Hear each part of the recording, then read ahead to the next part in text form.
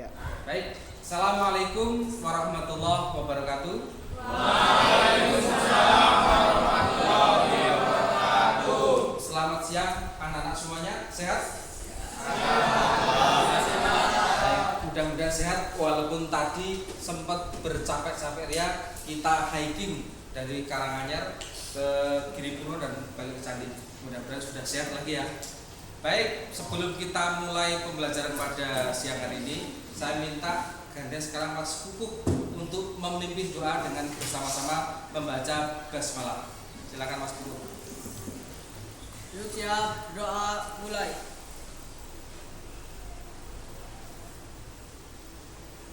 Doa selesai. Baik, terima kasih sudah dengan wasilah bacaan Bismillah. Pembelajaran kita pada siang hari ini berjalan dengan lancar. Baik, sebelumnya saya absen dulu. Ini dari kelas 11 MIPA 4. Alhamdulillah tampaknya sudah hadir semua. Jadi saya tidak perlu menyebutkan satu persatu karena sudah hadir dan tampaknya masih ceria, masih semangat ya. Semangat ya. Baik. Pada minggu yang lalu kita sudah memulai pembelajaran kita mengenai sejarah kejayaan Islam dan kita akan melanjutkan kembali pada pertemuan kedua. Akan tetapi saya lihat dulu di antara kalian apakah sudah siap dengan peralatan belajar dan mungkin HP untuk pembelajaran kita? Sudah. Baik, terima kasih. Tampaknya sudah. Mungkin biar tambah semangat kita yel dulu ya. Kalau saya tanya bagaimana kabarnya, jawabnya Alhamdulillah, Allahu Akbar. Gitu ya? Ya, baik. Saya tes. Bagaimana kabarnya? Alhamdulillah, Allahu Akbar. Baik. Kita akan melanjutkan pembelajaran kita di season pertemuan kedua ini mengenai sejarah kejayaan Islam. Tapi sebelumnya saya tanya dulu, kira-kira ada yang pernah tahu gambar di belakang itu gambar apa nggak? Baik, gambar masjid. Itu adalah salah satu peninggalan kejayaan Islam pada masa lampau. Masuk dan arsitekturnya. Baik. Kemudian kita lanjut. Setelah itu coba kalian amati sebentar. Kira-kira gambar aktivitas apakah orang-orang itu? Dari kelompok satu dulu. Gambar apa kan? Membaca. Kelompok dua? Membaca buku di Membaca buku di perus boleh, bagus. Kelompok tiga? Berdiskusi, betul. Bagus juga. Kelompok empat? Ya? Kegiatan ilmiah. Kelompok lima? Belajar. Semua jawaban kalian benar. Itu adalah aktivitas keilmuan pada masa kejayaan Islam itu. Di situ ada aktivitas membaca, berdiskusi, mungkin melakukan kajian ilmiah dan sebagainya. Baik, untuk selanjutnya saya bagi kalian menjadi 5 kelompok. Ini kelompok 1, kelompok 2, kelompok 3, kelompok 4 dan kelompok 5. Masing-masing saya minta untuk mendiskusikan kira-kira faktor internal apa dan faktor eksternal apa yang membuat umat Islam pada masa lampau mengalami kejayaan Islam. Sumber materinya kan sudah ada di dalam buku, bisa didiskusikan. Saya beri waktu 5 menit. Silakan. Baik, boleh didiskusikan dari materi faktor internal dan eksternal. Baik. Ini Mas Pardana, semangat ya, belajar ya. Jangan ngantuk-ngantukan di kelas ya. Baik. Nah, tambah semangat lagi. Cukup prihatin, tetap prihatin dalam belajar ya.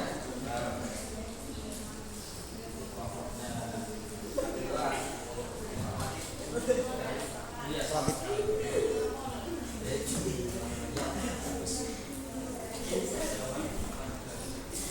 Walaupun suasana seperti ini tidak mengurangi semangat kalian dalam belajar. Walaupun mungkin seragamnya masih mengenakan seragam pramuka nggak masalah. Yang penting untuk semangat dalam pembelajaran. Baik. dari diskusi yang sudah kalian lakukan, coba kita mulai dari kelompok 1 untuk menyampaikan hasil diskusinya mengenai faktor kejayaan umat Islam dari sisi internal. Silakan dibacakan hasil diskusinya. Dua saja. Hasil diskusi kami ada Ya. konsistensi dan istiqomah umat Islam kepada ajaran Islam. Lalu ada ajaran Islam yang mendorong umatnya untuk maju. Baik, yang pertama yang disampaikan kelompok 1 benar. Ada konsistensi umat Islam dalam belajar ataupun menuntut ilmu. Jadi kalau kalian ingin mencapai sebuah kejayaan, maka kalian harus konsisten. Konsisten itu bahasa agamanya istiqomah. Yang kedua tadi apa, Pak? Yang kedua ajaran Islam yang mendorong umatnya untuk maju. Baik, ajaran umat Islam yang mendorong untuk umatnya agar maju itu apa? Salah satu suratnya adalah surat yang diawal dengan bacaan Iqra. Surat Al-Alaq. Iqra, bacalah. Itu sebuah ayat yang sangat revolusioner, mengajak umatnya untuk maju. Sekarang kelompok 2. Silakan. Kelompok 2. Faktor internal dari Barimas Kejayaan Islam salah satunya yaitu Islam sebagai rahmat seluruh alam. Baik, Islam, keyakinan umat Islam bahwa ajaran Islam adalah rahmat bagi seluruh alam itu merupakan salah satu pendorong majunya umat Islam. Lalu yang keempat, yang keempat, kelompok 3. Kelompok 3. Islam sebagai agama dakwah sekaligus keseimbangan dalam menggapai kehidupan duniawi dan ukhrawi. Betul. Islam sebagai agama keseimbangan antara dunia dan akhirat itu berjajar. Kita lihat sekarang, coba dari kelompok 1, 2, 3 tadi kita simpulkan ini hasilnya. Bahwa faktor internal kejayaan umat Islam itu ada 4, konsistensi dan istiqomah. Kemudian ajaran Islam yang mendorong umatnya untuk maju. Yang ketiga, ada keyakinan bahwa Islam sebagai rahmat seluruh alam. Dan yang terakhir, Islam sebagai agama dakwah sekaligus keseimbangan dalam menggapai kehidupan dunia dan akhirat. Bagus, saya memberikan apresiasi yang sangat bagus sekali untuk kelompok 1, 2, dan 3 yang telah kita beri review.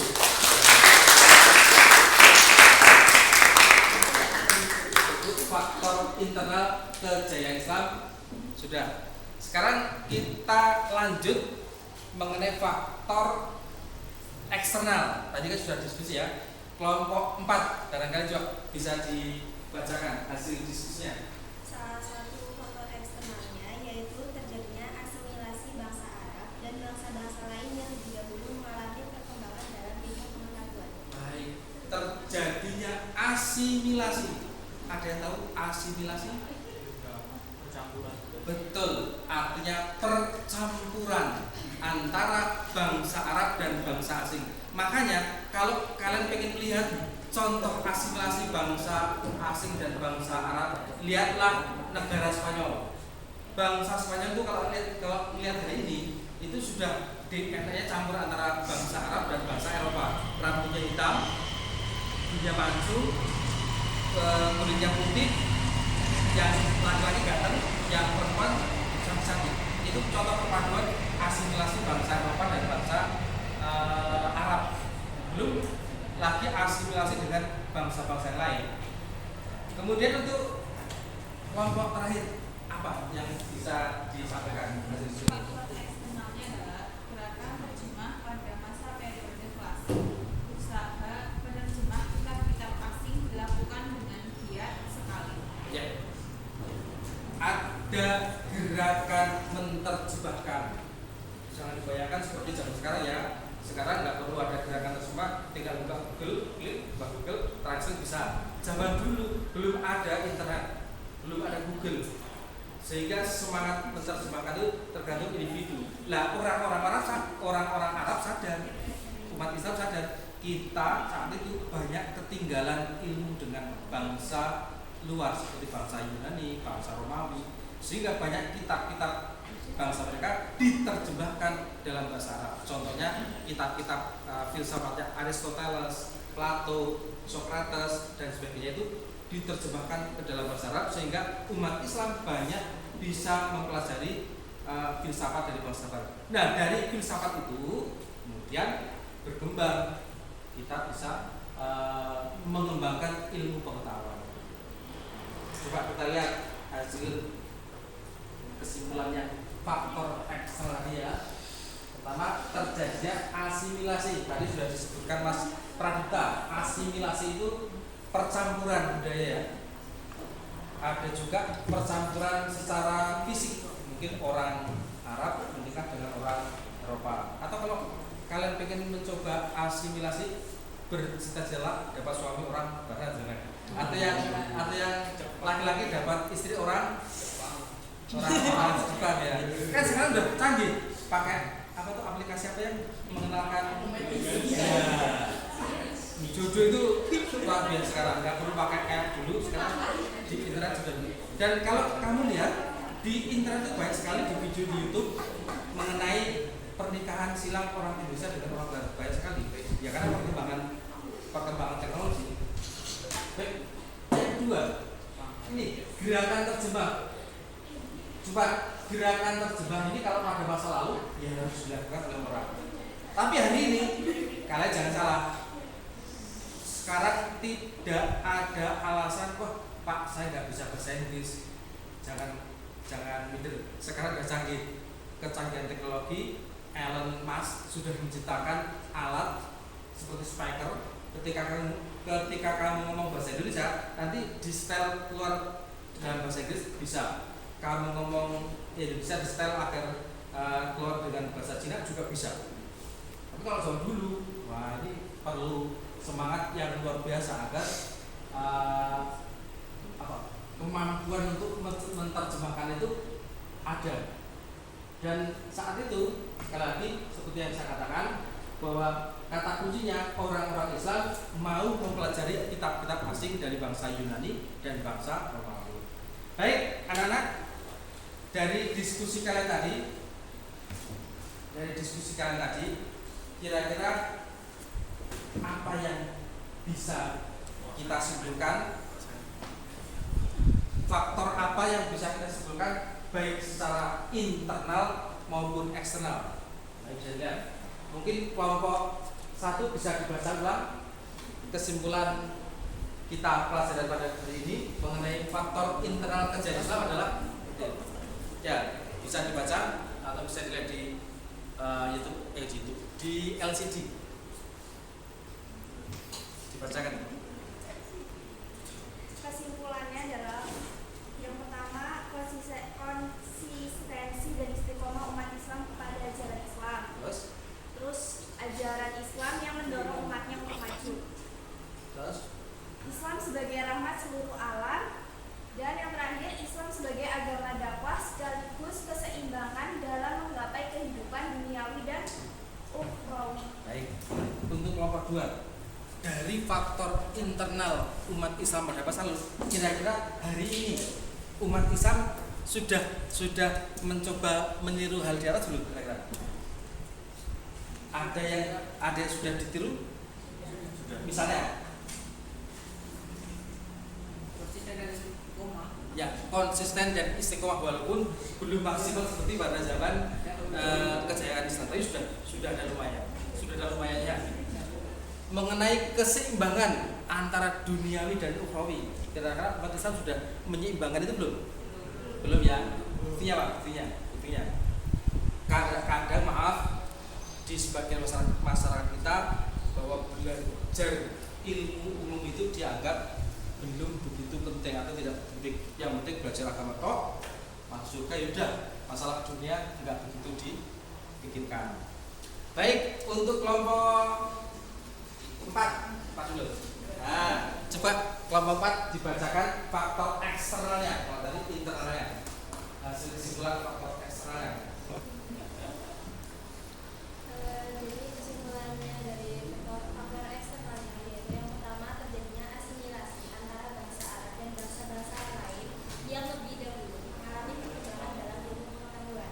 Yang kedua adalah gerakan terjemah pada masa periode klasik, usaha penerjemahan kitab-kitab asing dilakukan dengan giat sekali. Baik, bagus.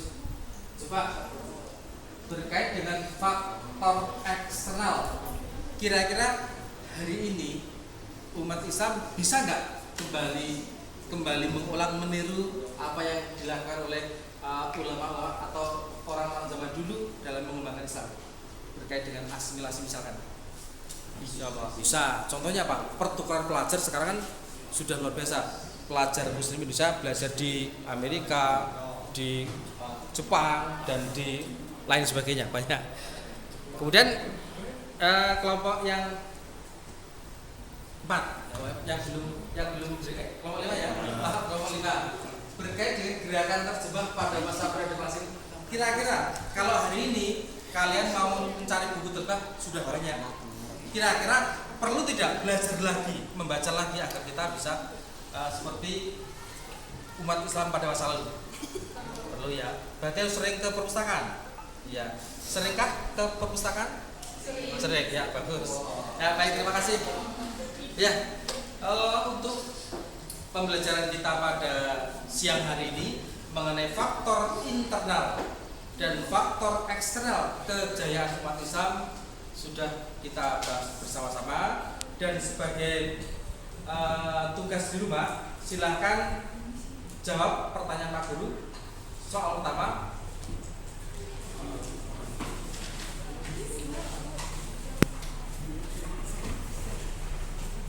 sebutkan faktor internal kejayaan umat Islam.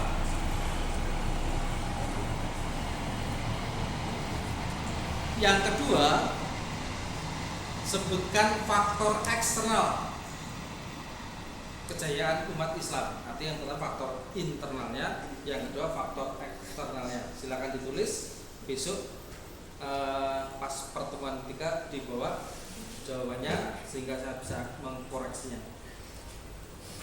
Baik, sebelum kita akhiri pada siang hari ini pembelajaran kita, adakah pertanyaan untuk kita hari ini, untuk pembelajaran kita? Silakan, boleh bertanya. Yang berkait dengan ini silakan Mbak. Nah, lu gawat. Oh, gak ada. Mbak Nelly? Ada. Yuda. Pradita kayaknya. Pradita ini mau tanya nih. Boleh Mas, silakan Mas. Ya. Saya ingin Ya. bertanya tips-tips agar umat Islam maju di masa depannya. Baik, pertanyaan yang sangat bagus. Bagaimana tips-tips agar umat Islam maju di masa yang akan datang? Baik, jawabanmu nanti akan saya sampaikan di pertemuan ketiga, karena masih nyambung ada pertemuan terakhir mengenai sejarah kejayaan Islam ini. Nanti akan saya sampaikan kira-kira tips-tips apa saja. Baik, terima kasih atas pertanyaannya Mas Pranita dan juga partisipasi anak-anak semua kelas 11 MIPA 4 pada pembelajaran kita siang hari ini mengenai sejarah kejayaan Islam. Submaterinya mengenai faktor internal dan faktor eksternal. Baik, untuk menutup pembelajaran kita pada siang hari ini, sekarang gantian Mas Vandrena dari Belanda. Silakan ditutup pembelajaran kita pada siang hari ini dengan membaca doa. Duduk siap. Doa mulai.